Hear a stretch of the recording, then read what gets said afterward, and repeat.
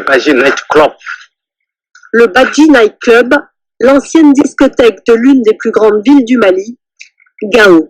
Vous voyez, ça a été vraiment détruit. Ce sont des impacts de balles. Jusqu'au printemps dernier, l'homme qui nous accompagne dansait ici, jusqu'au jour où les armes ont fait taire la musique. L'histoire, c'est le silence et les murs qui la racontent. Là, le salon, la chambre du DJ. Ceux qui ont détruit la discothèque n'ont tué personne. Mais comme les seuls sons qu'ils vénèrent sont les versets du Coran, leurs balles ont visé les rythmes africains et occidentaux, la musique venue d'ailleurs, de France. Car ceux qui ont anéanti cet endroit ne supportent ni ceux qui fument, ni ceux qui boivent. Alors cette boîte de nuit a été leur première cible, quelques jours à peine après s'être emparés de la ville. Les auteurs de ce saccage, ces hommes, des islamistes. À Gao, ils sont les nouveaux maîtres. Ils règnent par les armes et par la charia, la loi du Coran qu'ils imposent dans sa version la plus radicale. Interdiction, sévices, châtiments, que vit la population au quotidien? Qui sont ces hommes qui défient l'Occident? Un journaliste français ne peut pas aller à leur contact. Le risque d'enlèvement serait trop grand. Alors nous avons confié une caméra à une équipe de reporters maliens. Leurs images sont exclusives. Gao, une ville devenue fantôme sous l'emprise des soldats de Dieu.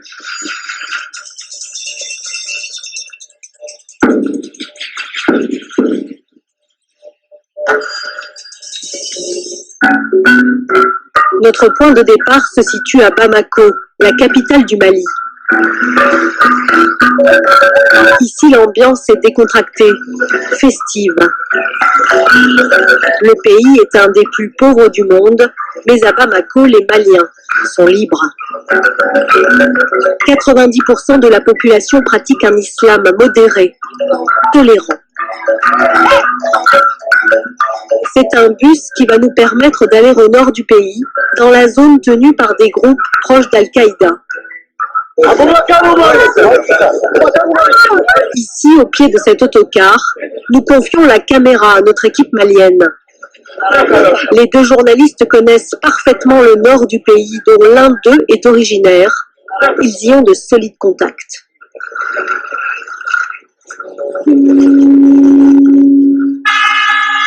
Une seule route relie Bamako à Gao. Elle est goudronnée, plutôt en bon état. Mais pour parcourir les 1200 km qui séparent les deux villes, il faut tout de même 20 heures de voyage. Ces dernières années, ces paysages faisaient le bonheur de milliers de touristes français. Ils partageaient la route avec les locaux, qui sont les seuls désormais à s'y aventurer. Nous arrivons à mi-parcours. Dans quelques kilomètres, nous allons entrer dans la zone islamiste.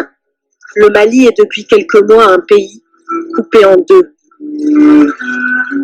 La séparation n'a ni panneau, ni barrage, ni contrôle. Elle est invisible.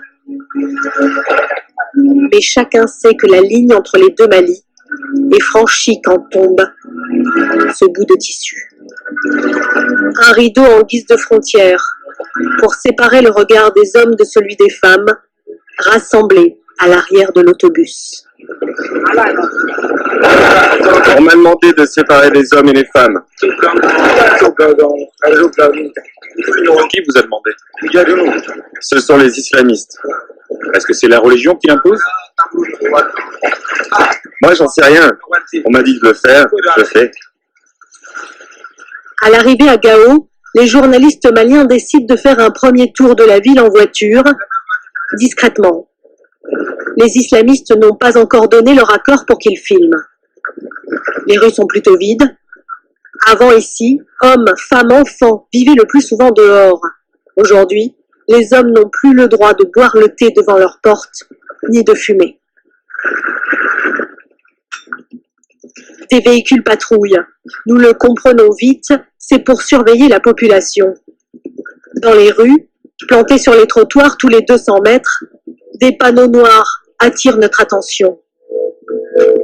Écrite en arabe, une phrase du Coran.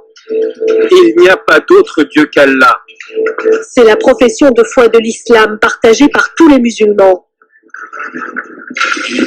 Mais c'est à ces mots écrits en français un peu plus loin L'application de la charia, c'est la route du bonheur, c'est la route du paradis. que l'on mesure à quel point les Maliens de Gao n'ont plus le choix.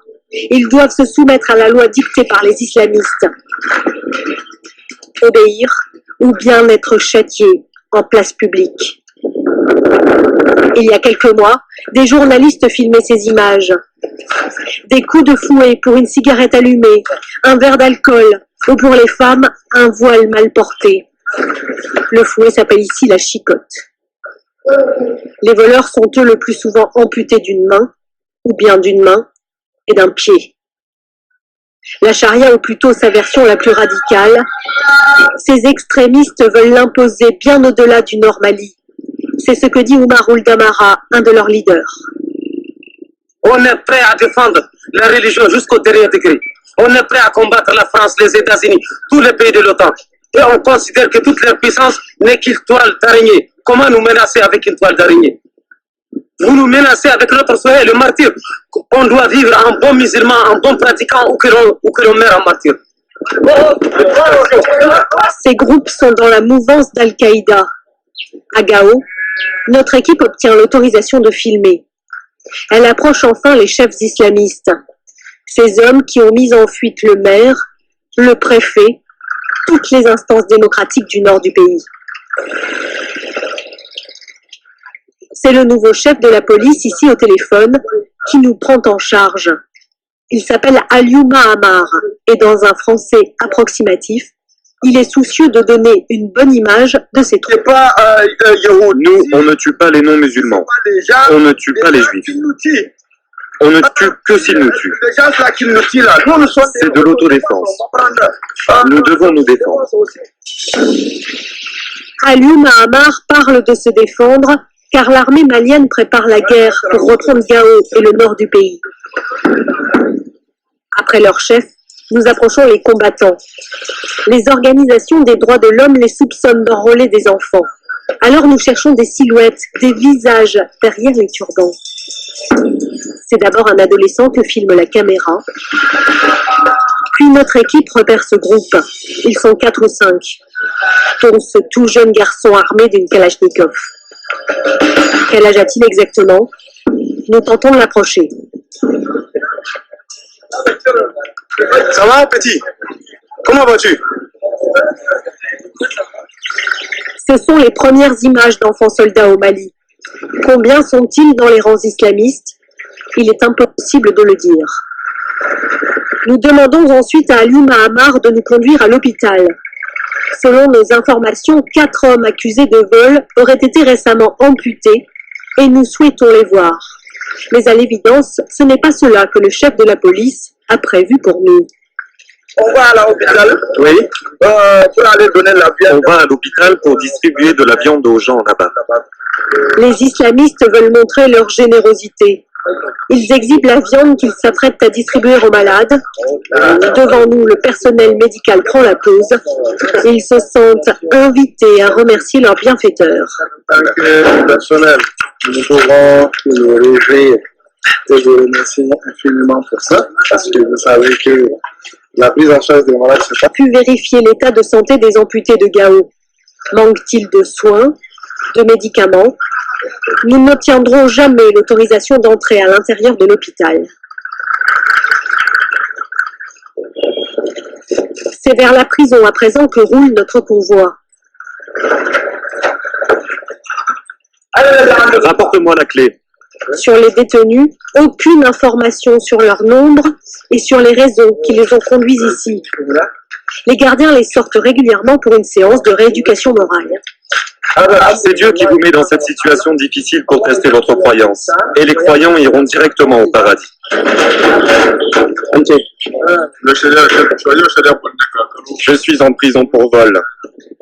Ouais, pour les attaques, mais Ils ont coupé la main à un de mes camarades qui avait volé. Ils m'ont donné 3 mois de prison. Ils m'ont dit que c'était pour que j'ai l'esprit clair. Ce sont des juges islamistes qui décident du sort des prisonniers. À entendre le chef de la police, les sentences au nom de Dieu seraient bienveillantes. Directement, on va couper sa main, on va couper directement sa main et l'emmener à l'hôpital pour le soigner. Après le traitement, nous trouverons du travail à cette personne et quand elle sera guérie, on la libérera. Si il est guéri, il va partir. Le temps de notre visite à la prison, c'est le jeune garçon, l'enfant soldat, qui, avec un autre combattant, a monté la garde. La ville de Gao, avant, c'était 90 000 habitants. Beaucoup ont fui, et ceux qui restent craignent de parler. Au détour d'une maison, un homme nous fait signe et nous emmène chez lui. Voici Douma Maïga, un musicien professionnel. Ah, déjà? Mais toi, comment ça? Il n'y a plus qu'une chose à faire ici, c'est s'asseoir avec vous. Tu es obligé de dire que Dieu est grand, sinon il te coupe les mains ou la tête. Douma Maïga et ses compatriotes jouent dans un groupe. Ce CD est leur dernière production, mais le détenir, même à l'intérieur de leur maison, est passible de châtiment. Si on te voit avec la cassette, on va te ramasser, brûler ça. C'est très dangereux. Donc il frappe jusqu'à 100 boutons. Sans fouiller. Sans fouiller. Parce qu'ils ont vu que tu as la cassette. Voilà. Encore vers Douma Maïga joue de la takamba. Mais à Gao, désormais, son instrument, il le cache. Pour nous, il joue 3 notes, mais pas trop fort. Ah.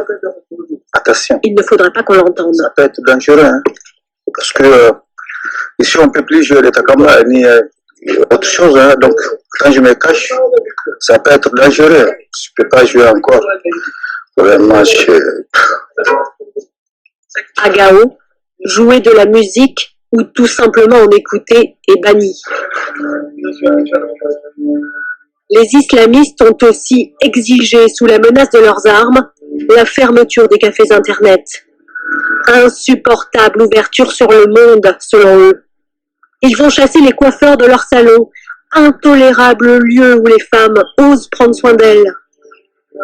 Enfin, ils ont fermé les hôtels, coupables à leurs yeux d'accueillir les Occidentaux.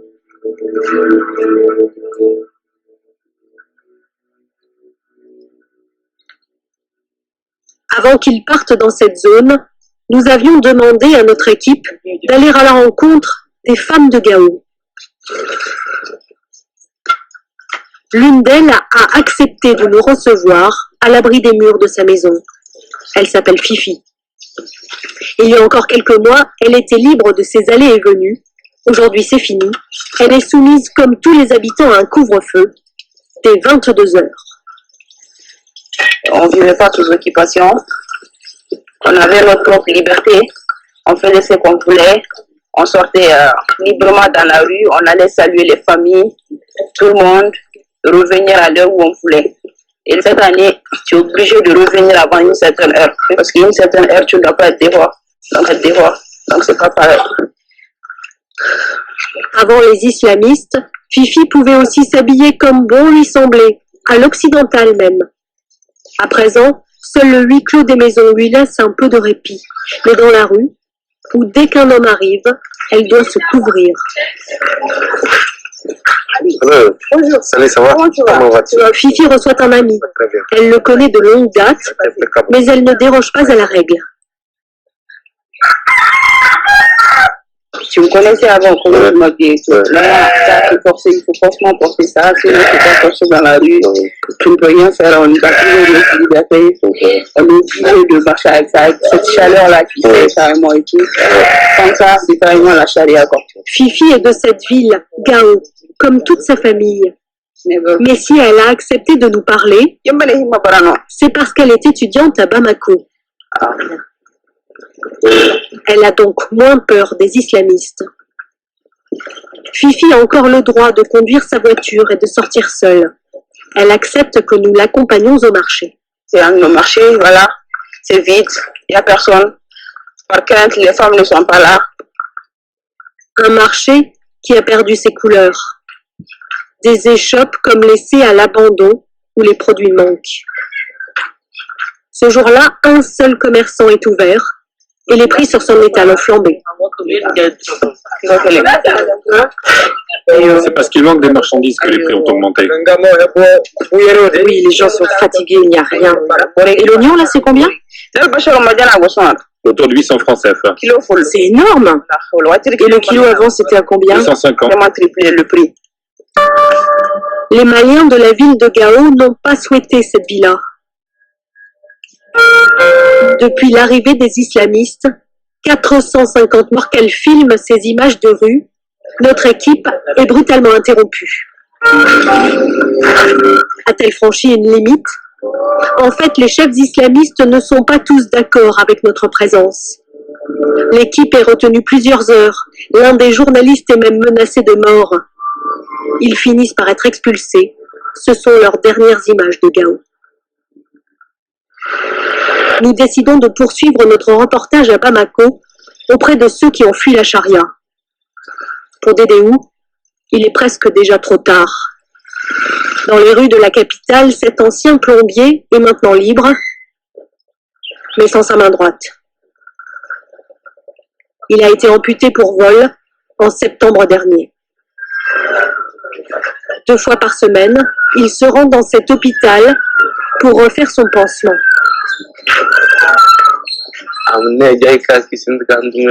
Depuis mon arrivée ici, avec les ordonnances et les médicaments que j'achète, cela va mieux.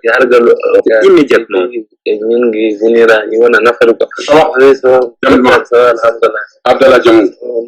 Dans ce centre hospitalier de Bamako,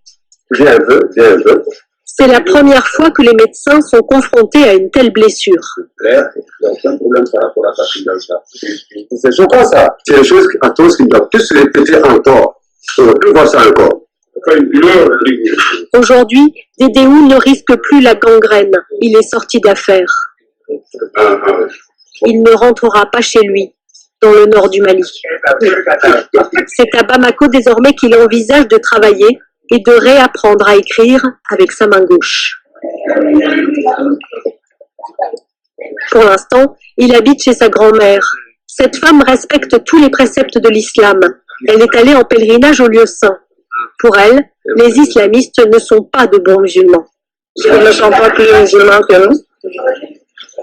Nous aussi, nous sommes des musulmans. On sait ce que le Coran est. J'ai été à la Mecque 2 fois, moi. Ils font ça parce que ce sont des bandits armés seulement. Ils peuvent le faire, ils l'ont fait. Dédéou a été amputé en place publique.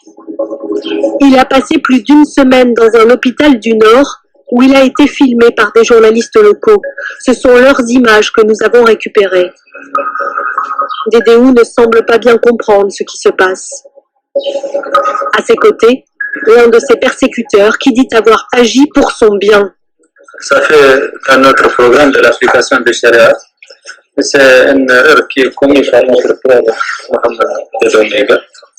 Et on a traité conformément à ce que Dieu nous dit de ce Sharia, Inch'Allah, que ça sera appliqué sur tout le monde, que ce soit la personne, que ce soit sa race, que ce soit sa couleur, et que ce soit sa valeur, bon, entre guillemets. À Bamako, loin de ses bourreaux, Dédéou raconte pour la première fois son histoire. Il a bien volé un matelas et un sac de riz, mais pour lui, son amputation est le fruit d'une vengeance. Il a refusé de rejoindre les combattants de Dieu. Les islamistes l'ont d'abord jeté en prison, 5 mois. Puis ils ont fait payer à sa famille une caution pour le libérer. Finalement, ils lui ont menti sur son sort. Un dimanche où ils avaient promis de me libérer, les juges et la police islamique sont revenus. Ils m'ont dit qu'ils appliquaient la charia et que ma main serait coupée. Ils ont apporté une sorte de piqûre et me l'ont injectée. Peu de temps après, ils m'ont aussi administré de la cocaïne. Quand ils m'ont coupé la main, je n'étais même pas conscient. Depuis qu'ils sont au pouvoir dans le nord du pays, les islamistes ont, selon nos informations, amputé plus de 10 personnes et lapidé un couple illégitime. Ils ne méritent pas le pardon. Tous ceux qui excusent ces gens sont complices. Des gens qui séparent les personnes, en tout cas moi, je ne les pardonne pas. Je ne pardonne pas ce qu'ils ont fait.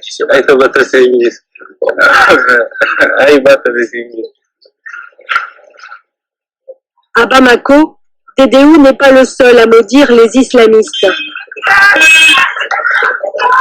Celle qui arrive en fanfare et qui est acclamée par les membres de sa famille, c'est l'ex-adjointe au maire de Gao. Ça va, prenez les bagages. Elle est encore voilée, car elle arrive tout juste du nord où elle retourne régulièrement pour des missions humanitaires. La voici débarrassée de son voile, en boubou.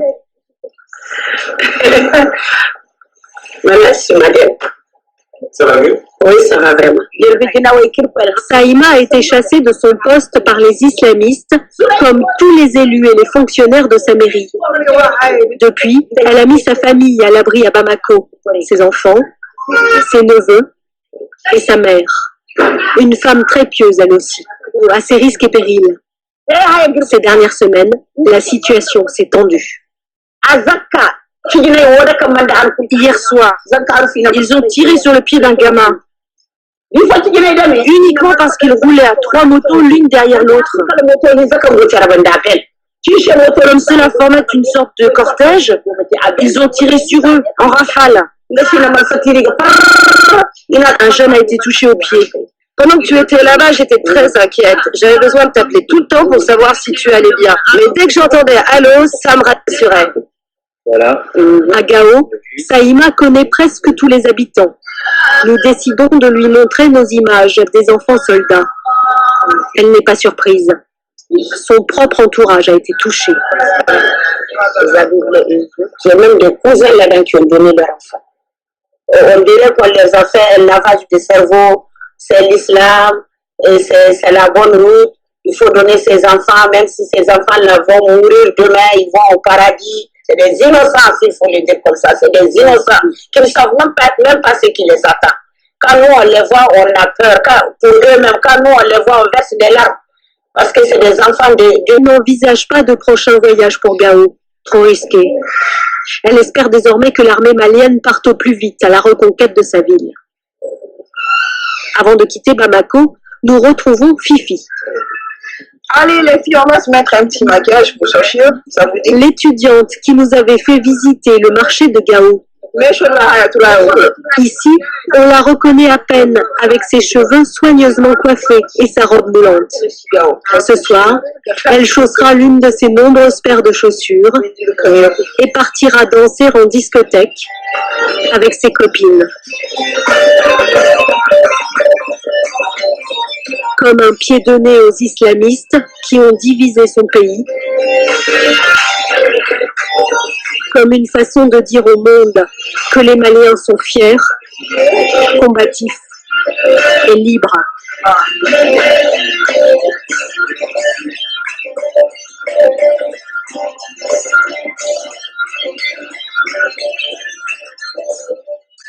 Bonsoir Étienne. Bonsoir. C'est vous qui avez réalisé en partie ce reportage. Vous vous êtes resté à Bamako, dans la capitale malienne. Ce sont 2 journalistes maliens qui se sont rendus pour nous dans cette zone nord, tenue par les islamistes. Moustapha Diallo et Cheikh Amadou Dioura, voilà. Qui ont tourné pour nous dans le nord. Alors, dites-nous pourquoi vous, physiquement, vous ne pouviez pas aller dans cette zone. Alors, en préparant ce reportage avec mon collègue reporter d'images, Pierre Cresson, on a contacté beaucoup de monde et tout le monde a eu le même discours. Les autorités maliennes, les autorités françaises, les personnes qu'on a contactées par téléphone dans cette zone du Nord Mali, tout le monde nous a dit qu'il était beaucoup trop dangereux en ce moment de se rendre là-bas. Pourquoi ? Le risque, il est simple, c'est essentiellement le kidnapping. Vous savez que 7 Français sont actuellement retenus en otage dans cette zone du Nord Mali. Le dernier enlèvement, il a eu lieu il y a une semaine à peine, ce qui montre que le risque, il est toujours actuel. Et nous, en tant que journalistes, avec notre caméra, nous sommes particulièrement visibles. Nous sommes donc, je ne sais pas si on peut dire une monnaie d'échange, en tout cas un moyen de pression pour ces islamistes.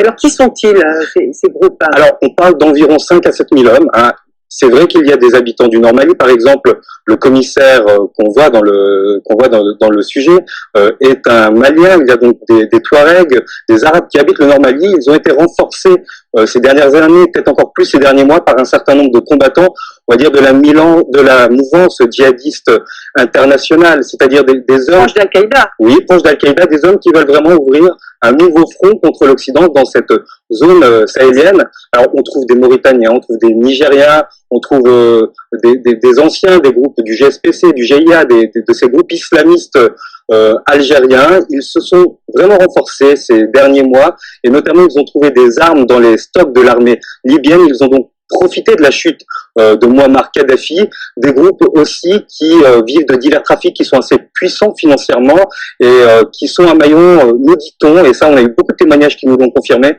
un maillon important de la route du trafic de la drogue entre la Colombie et l'Europe, le trafic de cocaïne. Voilà. Alors, on a beaucoup entendu parler ces derniers temps d'une éventuelle opération militaire conduite par une coalition de pays.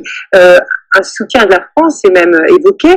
Où est-ce qu'on en est aujourd'hui? Alors, cette intervention, elle va être difficile d'abord parce que le nord du Mali, c'est un désert, ça fait 1,5 fois la France, donc c'est gigantesque pour ces 5 ou 6 000 combattants, et c'est un certain nombre de refuges. Le deuxième écueil, c'est l'état de l'armée malienne. Vous savez que cette armée, elle a été défaite par les islamistes au printemps dernier, elle est vraiment dans un sale état, on va dire, elle va pas bien. L'armée fantôme. Voilà, c'est ça. Et nous, on a pu rencontrer quelques soldats. On sent qu'ils ont beaucoup de vagues à l'âme et on sent pas ces soldats prêts à partir tout seuls à la reconquête de cette zone. Alors, les États voisins du Mali, d'Afrique de l'Ouest, ont déjà annoncé qu'ils allaient envoyer des renforts pour aider cette armée malienne. On parle d'un peu plus de 3 000 hommes. Et pour chasser ces groupes islamistes du Nord. Exactement, pour les faire partir de cette région-là. Tout ceci est évidemment suivi de très près dans les capitales occidentales, notamment à Paris. Alors, il n'est pas question pour l'instant d'envoyer des troupes au sol, des soldats français, ni même de pratiquer des frappes aériennes, comme ça a été le cas